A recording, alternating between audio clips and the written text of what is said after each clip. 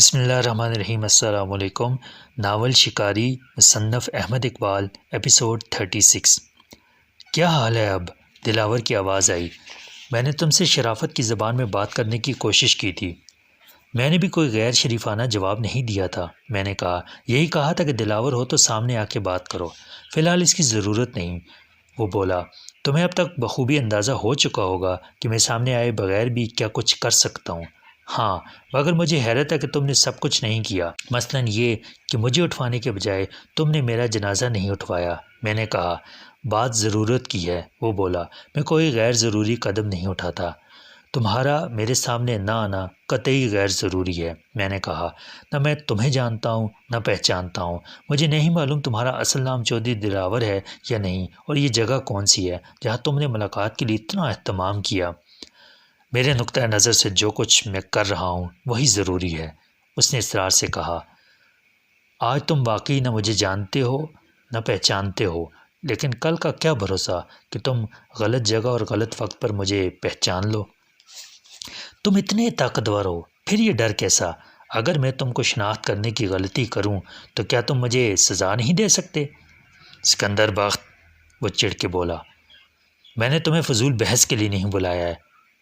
تم ابھی جوان ہو اور جذباتی ہو، زندگی کے بہت سے فیصلے نفع نقصان دیکھ کر کرنے پڑتے ہیں۔ آج اگر تمہیں انتخاب کا ایک موقع دیا جائے کہ ایک طرف تمہاری زندگی ہے جو بہت کم گزری ہے اور بہت سی باقی ہے، اور دوسری طرف وہ سب کچھ ہے جو آج تمہارے پاس ہے، تو تم کیا دینا پسند کرو گے؟ غالباً زندگی، میں نے غور کرنے کے بعد کہا، اس لیے کہ زندگی بے ثبات، غیر یقینی اور اختیار سے باہر ہے۔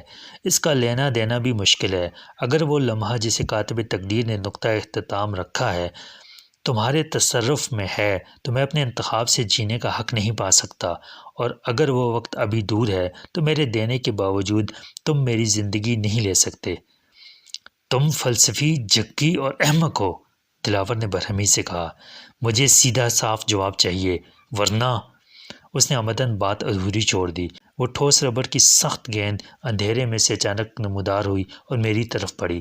میں نے بے اختیار اپنا سر پیچھے کرنا چاہا، مگر گیند تیر کی طرح سنسناتی ہوئی میری ناک کو چھو کر گزر گئی۔ میرے سنبھلنے سے پہلے دوبارہ روشنی میں آئی اور زیادہ برق رفتاری سے میرے بالوں کو مس کر کے نکل گئی۔ شوں شوں۔ وہ گیند ایک سیکنڈ کے وقفے سے جھلک دکھاتی تھی اور غائب ہو جاتی تھی۔ ہر بار اس کی رفتار مجھے پہلے سے زیادہ لگتی تھی اور مجھے اتنی مہلت نہ ملتی تھی کہ میں الٹی کلابازی کھا کے صوفوں کے پیچھے جا گروں، ٹائیگر کہلانے والے دیوزات کو اپنی لپیٹ میں لے لوں اور اس شخص سے نمٹ لوں جو ہاتھ میں ریوالور لیے کھڑا تھا اور مجھے ایمبیسڈر ہوٹل سے لانے کا ذمہ دار تھا۔ اس میں خطرہ یقیناً تھا اور اس کے ریوالور کی گولی میرا کام تمام کر سکتی تھی، مگر نشانہ خطا ہو جانے کی صورت میں بچ جانے کے امکانات بھی تھے۔ اس کے برعکس میرے اوپر نیچے ہونے سے اس گیند کا میرے سر، منہ یا سینے پر لگ جانا یقینی تھا۔ پہلی بار جو ضرب لگی تھی وہ شدید نہیں تھی، ورنہ سر کی اندرونی چوٹ سے نکلنے والا خون میری کھوپڑی میں منجمد ہو جاتا تو میں بے ہوشی کے عالم میں 2-4 گھنٹے یا 2-4 دن یا ہفتے گزار کے انتقال کر جاتا۔ سینے پہ چوٹ لگتی تو صرف پستیاں ہی نہیں، اندر دل جگر تک سب ٹوٹ پھوٹ جاتے۔ پیٹ پر پڑتی تو معدہ اور آنتیں ناقابل استعمال ہو جاتی۔ چنانچہ میں دم سادے بیٹھا رہا۔ گیند کی حرکت جس طرح اچانک شروع ہوئی تھی ویسے ہی ختم ہو گئی۔ میری آنکھیں بند رہیں، مگر مجھے اس کا علم ہو گیا۔ تم چاہتے ہو کہ میں میر وزیر اینڈ کمپنی پر حق وراثت کے دعوے سے دستبردار ہو جاؤں؟ میں نے اطمینان کا گہرا سانس لینے کے بعد کہا، یہ تم نے پہلی معقول بات کی ہے اور اپنی ذہانت کا ثبوت دیا ہے، دلاور نے پرمسرت لہجے میں کہا۔ روشنی ایک دم بہت کم ہو گئی جس سے میری آنکھوں کو بڑا سکون ملا، لیکن اس کے باوجود میں روشنی کے پیچھے دلاور کی صورت دیکھنے سے قاصر رہا۔ اور اسی مقصد کے حصول کی خاطر تم نے مجھے لندن سے ڈیپورٹ کرا کے یہاں بلوایا تھا، میں نے کہا، اور اپنی دکھتی ہوئی آنکھیں ملیں۔ بہت سے نتائج تم اپنی عقل کی مدد سے اخذ کر سکتے ہو، دلاور نے کہا۔ کیا میں یہ نتیجہ اخذ کرنے میں حق بجانب ہوں؟ کسی مقصد کو حاصل کرنے کے لیے میرے والد کو قتل کیا گیا؟ پوسٹ مارٹم کی رپورٹ سے معلوم ہو جائے گا کہ کیا تمہارے والد کو قتل کیا گیا تھا، وہ سکون سے بولا۔ کیا یہ ممکن نہیں کہ تم اس تکلیف دہ روشنی کو گل کر دو اور مجھے دہشت زدہ کیے بغیر مذاکرات جاری رکھو؟ میں نے کہا، کیوں نہیں، وہ بولا، اور اس کے ساتھ ہی دونوں سرچ لائٹس آف ہو گئیں۔ کمرے میں صرف وال لائٹس کی نرم روشنی رہ گئی۔ میں نے کچھ دیر کے لیے ہتھیلیوں سے دونوں آنکھیں بند رکھیں۔ جب میں نے پھر ڈرتے ڈرتے آنکھیں کھولیں تو مجھے یہ جان کے اطمینان ہوا کہ میری بصارت کو کسی قسم کا نقصان نہیں پہنچا ہے۔ میں اب اپنے سامنے بالکل صاف طور پر دیکھ سکتا تھا۔ کمرہ وہی تھا جیسا میں نے اندر قدم رکھتے ہی دیکھا تھا، مگر بیچ کے محرابی دروازے کی لڑیوں کے سامنے ایک اسکرین رکھ دیا گیا تھا، لکڑی کے فریم کا وہ سٹینڈ جسے عموماً پارٹیشن کے لیے استعمال کیا جاتا ہے۔ ایک لائٹ آخری دیوار پر بھی تھی، چنانچہ دلاور کا سایہ اس سفید نائلون کی اسکرین پر صاف پڑ رہا تھا اور میں اس کے جسمانی خد و خال کو اور حرکات و سکنات کو واضح طور پر دیکھ سکتا تھا۔ وہ بھاری بھرکم آدمی تھا، اوسط قد و قامت کا مالک۔ وہ بازوؤں والی کرسی پر سیدھا بیٹھا تھا، لیکن اس کا سر پشت کے سائے سے زیادہ اوپر نہیں تھا۔ اس نے سگریٹ کا کش لیا اور راکھ جھاڑی تو سفید اسکرین پر سیاہ سائے کی ایک حرکت کا تاثر ڈرامائی طور پر نمایاں رہا۔ میں نے اس کے ہاتھوں کی انگلیوں کو اور چہرے کو حرکت کرتے صاف دیکھا اور پھر دھوئیں کا مرغولا سا اسکرین کے اوپر نمودار ہوا۔ میں نے اندازہ لگایا کہ دلاور انتہائی عیار اور خطرناک حد تک ذہین شخص ہے، جو ہپناٹزم یا مسمرزم کرنے والوں کے کلینک کی مخصوص نفسیاتی فضا پیدا کرنے کے حربے جانتا ہے، اور زبان یا ہاتھ کی قوت سے کام لینے اور طاقت سے یا تشدد سے مطلب نکالنے کے بجائے اپنے حریف کو ذہنی طور پر مفلوج، کمزور اور بے بس بنا کے فائدہ اٹھانے کا ماہر ہے۔ سرچ لائٹ کے پیچھے اس شخص کا کہیں پتہ نہ تھا جو موت کا وہ گولہ گما رہا تھا، لیکن مندری والا موجود تھا اور اس کے ہاتھ میں ریوالور بھی تھا۔ مسٹر دلاور، میں نے بالآخر کہا، تمہارے خیال میں ایک آدمی کی زندگی کی قیمت کیا ہوتی ہے؟ یہ سوال احمقانہ ہے، دلاور نے کہا اور کرسی پر پہلو بدلا۔ فٹ پاتھ پر لیٹے ہوئے فالج زدہ بھیک مانگنے والے لاوارث بوڑھے کی زندگی کی کوئی قیمت نہیں۔ تمہاری زندگی اس سے زیادہ قیمتی ہے۔ میرے پیمانے سے میری اپنی زندگی تمہارے مقابلے میں زیادہ بیش قیمت ہے، اور یقیناً ایسے بہت سے لوگ ہیں جن کی زندگی مجھ سے کہیں زیادہ قیمت کی ہے۔ اچھا، میں براہ راست ایک سوال کرتا ہوں، کیا یہ سودا تم میرے باپ سے نہیں کر سکتے تھے؟ میں نے کہا، کر سکتے تھے اگر وہ رضامند ہو جاتا تو اپنے لیے، تمہارے لیے اور ہمارے لیے بہت سے مسائل پیدا نہ کرتا۔ دلاور نے کہا، مگر وہ ضد پر قائم رہا کہ سب کچھ دے سکتا ہوں، مگر وہ کاروبار نہیں دے سکتا جس سے میرے بیٹے کا مستقبل وابستہ ہے۔ چنانچہ تم نے اسے قتل کرا دیا، میں نے اچانک کہا۔ اس سوال کا جواب میں پہلے بھی دے چکا ہوں، وہ اسی سکون سے بولا۔ اگر اس کی جگہ تم ہوتے تو کیا کرتے؟ میں بے معنی مفروضات پر کیا جواب دوں؟ میں نے کہا، جو ہونا تھا ہو چکا۔ اچھا، تو بامعنی مفروضات پر بات کرو، وہ طنز سے بولا اور غالباً مسکرایا۔ تم کیا کرو گے؟ فرض کرو انتخاب تمہارے ہاتھ میں ہو۔ میں وہی کروں گا جو میرے باپ نے کیا تھا، میں نے کہا، یعنی انکار۔ میں اپنے دعوے سے دستبردار نہیں ہو سکتا۔ تمہارا بھی یہی خیال ہے کہ تمہارے مستقبل کا دار و مدار اس کاروبار پر ہے؟ دلاور نے سگریٹ کا کش لیا اور چٹکی بجا کے راکھ جھاڑی۔ میں تقدیر کو تدبیر سے وابستہ رکھنے کا قائل نہیں، میں نے کہا، لیکن اقرار کا مطلب ہوگا کہ میرے والد کی روح کے لیے شکست کا وہ صدمہ جو انہوں نے زندگی میں نہیں اٹھایا تھا، میں ان کے نقش قدم پر چلنے کا پابند ہوں، خواہ یہ نقوش مجھے بھی اسی منزل تک لے جائیں۔ اس نے تو صرف اپنی زندگی گنوائی تھی، دلاور نے کچھ دیر بعد کہا، کیونکہ اس کے پاس گنوانے کو کچھ تھا ہی نہیں۔ تم زیادہ نقصان اٹھاؤ گے۔ مثلاً تمہارا ایک دوست ہے محسن رضا، اگر تمہیں اس کے جنازے کو کندھا دینا پڑا۔ میرے ذہن میں ایک تصویر بنی اور مٹ گئی، اس کے باوجود میں خائف رہا۔ اور بفرض محال تم نے جوانمردی سے یہ صدمہ بھی جھیل لیا، دلاور نے مناسب وقفہ دے کر کہا، تو وہ لڑکی ہے جس سے تم واقعی محبت کرتے ہو، فوزیہ۔ یہ بھی تو ہو سکتا ہے کہ ہم اسی سٹیج پر اس کو تمہارے سامنے پیش کریں اور تمہیں وہ مناظر دیکھنے کو ملیں کہ تم 1000 بار مرنے کی آرزوئیں کرو اور موت نہ آئے۔ میرے دل کی دھڑکن رک گئی اور میری نظریں بپھرا گئیں۔ اس وقت دونوں سرچ لائٹس جل اٹھیں اور میں نے بے اختیار دونوں آنکھیں بند کر لیں، مگر وہ مناظر جن کا ذکر دلاور نے کیا تھا میرے تصور میں زندہ رہے اور دہشت سے میرے جسم کا رواں رواں کانپتا رہا۔ فوزیہ کی جگر خراش چیخوں سے میری روح کے عذاب میں اضافہ ہوتا جا رہا تھا۔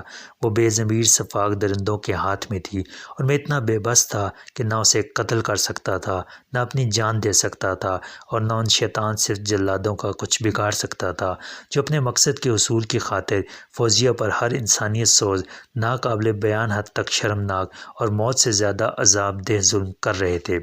وہ اسے جلا رہے تھے، نوچ رہے تھے، کاٹ رہے تھے اور اس کے حسن و شباب کے آئینے کو کرچی کرچی کر رہے تھے۔ خوبصورت نازک اندام اور گلبدن فوزیہ ایک مکروہ، بدحیت اور مسخ شدہ لاش بن رہی تھی۔ زم زم زم وہ گیند میری ناک کو چھوتی ہوئی گزر رہی تھی۔ میں بے حسی کی برف کے نیچے دفن ہونے لگا تھا۔ عقل نے بروقت جذبات پر قبضہ حاصل کر لیا تھا۔ سوچو سکندر، سوچو، لوہے کو لوہا کاٹتا ہے۔ بہادر دشمن کا مقابلہ ہو تو بہادری کام آتی ہے۔ دشمن مکر و فریب کے سب جائز و ناجائز ہتھ کنڈے استعمال کرتا ہو اور اخلاقیات کے اصولوں کو جنگ میں حماقت قرار دیتا ہو تو بہادری کی روایتی معیار سے ہٹ کے لڑنا ضروری ہو جاتا ہے۔ کیا تمہارے پاس عیاری کا اسلحہ نہیں؟ تم کو اینٹ کا جواب پتھر سے دینا نہیں آتا؟ تم ذہانت سے اور سیاست سے کام نہیں لے سکتے؟ مصلحت کے تقاضوں کو نہیں سمجھ سکتے؟ لائٹس یکلخت گل ہو گئیں اور جب میں پھر دیکھنے کے قابل ہوا تو دلاور اسی طرح سایہ بن کے اسکرین پر موجود تھا۔ دلاور، میں نے ایک گہری سانس لے کر کہا، فیصلہ تم اسی وقت چاہتے ہو؟ کیا تم مجھے سوچنے کے لیے کچھ وقت نہیں دے سکتے؟ میرا مطلب ہے مجھے کوئی جلدی نہیں، وہ بولا، لیکن غور کرنے کے لیے قابل غور مواد بھی تو ہونا چاہیے۔ اس مہلت سے فائدہ اٹھانا ہے تو چند تجاویز اور حقائق کو سامنے رکھو۔ ایک یہ کہ میر وزیر اینڈ کمپنی سے دستبرداری کی صورت میں تمہارے خلاف تمام مقدمات ختم ہو جائیں گے۔ نمبر 2 یہ کہ تمہیں 5 لاکھ روپے یا اس کے مساوی غیر ملکی کرنسی اور شہریت کے حقوق دلوا دیے جائیں گے۔ مثلاً تم واپس لندن جا کے تعلیم مکمل کرنا چاہو تو اس کا انتظام ہو جائے گا اور بعد میں تمہارے لیے وہیں ملازمت اور قیام کا بھی رقم بڑھائی بھی جا سکتی ہے۔ اگر میں اپنے قانونی دعوے سے دستبردار ہو گیا تب بھی کاروبار تمہارے ہاتھ میں کیسے آئے گا؟ میں نے کہا، ہم میر شرافت علی کا ایک اور وارث سامنے لے آئیں گے، وہ ہمارا اپنا آدمی ہے۔ دلاور نے کہا، تم جمع کا صیغہ استعمال کر رہے ہو۔ میں نے کہا، ہم کا مطلب کیا ہے؟ ہم کا مطلب ہے ہم، اس سے زیادہ کچھ نہیں۔ اس نے کہا، نمبر 3 بات یہ کہ تم کاروبار سے الگ ہو جانے کے بعد بھی کاروبار میں شریک رہ کے اس سے کہیں زیادہ کما سکتے ہو جو میر وزیر اینڈ کمپنی کے مالک کی حیثیت سے کماؤ گے۔ تم لندن میں ہماری نمائندگی کر سکتے ہو اور سالانہ 10 لاکھ تک منافع حاصل کر سکتے ہو، مگر یہ ہماری رضامندی کی بات ہے، ورنہ تم خاموشی سے الگ بھی رہ سکتے ہو۔ میرا دماغ چکرا گیا، میری سمجھ میں تمہاری بات نہیں آ رہی ہے۔ میں نے کہا، تم مجھے 5 لاکھ نقد دے کر الگ بھی کرنا چاہتے ہو اور مجھے 10 لاکھ روپے سالانہ منافع کمانے کی پیشکش بھی کر رہے ہو۔ جہاں تک میری معلومات کا تعلق ہے، میرے والد کو ان کے حصے کا منافع 3.5 لاکھ روپے ملنا تھا جو ایک چال باز دستاویزات پر ان کے دستخط لے کر ہضم کر گیا۔ اب یہ منافع بڑھ کے 10 لاکھ فی کس کیسے ہو جائے گا؟ اور تم 10 لاکھ تو مجھے دینے کی بات کر رہے ہو، تمہارا منافع کم سے کم دگنا تو ضرور ہوگا، 20 لاکھ فی کس۔ معلوم نہیں ہم سے تمہاری مراد کیا ہے، مگر میں فرض کر لوں کہ تمہارا صرف ایک ساتھی اور ہے تو اس کے 20 لاکھ ملا کر سالانہ کم سے کم 50 لاکھ ہو جاتا ہے۔ یہ کاروبار اتنا بڑا تو نہیں ہے۔ تم نے ابھی تک صرف کتابیں پڑھی ہیں، وہ ہنسا، اور کتابی علم صرف راستہ دکھاتا ہے، منزل تک پہنچنے کے لیے راستے پر چلنا پڑتا ہے جو عملی تجربہ ہے، اور اس کے بغیر علم بے مصرف ہے۔ یہ دنیا بھی ویسی نہیں ہے جیسی تمہیں نظر آتی ہے۔ ایک دنیا کا ذکر کتابوں میں ملتا ہے اور یہ دنیا تصوراتی ہے، جیسا دنیا کو ہونا چاہیے۔ دوسری دنیا کا ذکر کسی کتاب میں نہیں ملتا اور اس میں تم نے ابھی تک قدم نہیں رکھا۔ یہ وہ دنیا ہے جو عملاً تمہارے ارد گرد موجود ہے۔ میر وزیر اینڈ کمپنی کے نام کی بڑی اچھی ساکھ ہے، گڈ ول۔ اس انجینئرنگ فرم کے تیار کردہ آلات کی مانگ میں برابر اضافہ ہو رہا ہے، چنانچہ میر وزیر اینڈ کمپنی کے روابط دنیا کے مختلف ممالک میں پھیل رہے ہیں۔ لیکن انجینئرنگ کے آلات میں ہم کیا کر سکتے ہیں؟ ہمارے مقابل جاپان ہے، جرمنی اور فرانس ہیں، برطانیہ اور امریکہ ہیں۔ ان کی ساکھ ہم سے بہت بہتر ہے اور معیار کے علاوہ یہ مسائل سیاسی تعلقات کے ہیں۔ ہم دنیا کے بازار میں نیک نام ضرور ہیں، مگر اپنا مال ان کی قیمت پر نہیں بیچ سکتے۔ خریدار کے سامنے ایک ہی قیمت ہو تو وہ جرمن یا انگلش سامان کو معیار کی بنیاد پر ترجیح دے گا۔ قیمت کا مسئلہ ہوگا تو ہمیں جاپان سے بھی نیچے جانا پڑے گا۔ یہ مقابلہ دن بدن سخت سے سخت تر ہوتا جا رہا ہے، لیکن فائدہ اٹھانے کے مواقع ان کے لیے کم نہیں جو فائدہ اٹھانا جانتے ہوں۔ اس کاروبار کے روابط سے اور اپنی ساکھ سے ہم دیگر بے شمار فوائد حاصل کر سکتے ہیں اور کر رہے ہیں۔ میر وزیر اینڈ کمپنی کا نام ایک جائز کاروبار کا پردہ ہے، اس کی آڑ میں زیادہ منافع بخش کاروبار چلتے ہیں۔ اسمگلنگ؟ میں نے چلا کر کہا، تم اسمگلر ہو؟ میر وزیر اینڈ کمپنی کے نام پر اسمگلنگ کرتے ہو اور مجھے بھی اپنا پارٹنر بنانا چاہتے ہو؟ کیا اسمگل کرتے ہو تم؟ سونا، منشیات، اسلحہ؟ وہ ہنسا، تم واقعی ہی بچے ہو، عمر کا عقل سے کوئی تعلق نہیں ہوتا، اس حقیقت کی زندہ مثال۔ تمہیں ابھی کچھ معلوم ہی نہیں کہ اسمگلنگ کسے کہتے ہیں۔ میں نے تو زیادہ منافع بخش کاروبار کا ذکر کیا تھا، تمہارا ذہن اسمگلنگ کی طرف کیوں چلا گیا؟